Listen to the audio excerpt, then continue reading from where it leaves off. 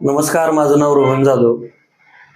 सध्या अंड्यांच्या दरामध्ये फारच घसरण झालेली आहे. जानेवारी फेब्रुवारीमध्ये जो दर साधारण 6 रुपये 10 पैसे होता, तो आता 4 रुपये 10 पैसेपर्यंत येऊन टपलेला आहे.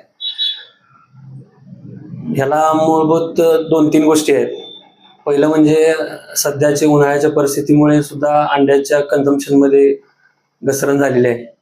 दुसरी गोष्ट जी युद्धाची परिस्थिती सध्या आहे, त्यामुळे सुद्धा तमिळनाडूमधून जो एक्सपोर्ट होणारा जो माल आहे, तो सर्व माल आपल्या महाराष्ट्रामध्ये येऊन ठप्प होत आहे. त्यामुळे मार्केटची परिस्थिती घसरत चाललेली आहे.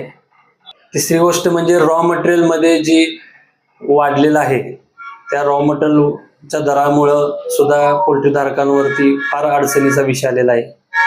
माझी सर्व पोल्ट्रीधारकांच्या वतीनं सरकारला अशी मागणी आहे की तुम्ही लवकरात लवकर पोल्ट्रीधारकांसाठी अनुदान जाहीर करावं आणि जो रॉ मटेरियलवरती तुम्ही जो GST लावत आहात, आम्हाला 5% GST लागून येत आहे, तो GST सुद्धा त्यांनी कमी केला तर बऱ्यापैकी आम्हाला दिलासा पोल्ट्रीधारकांना मिळेल.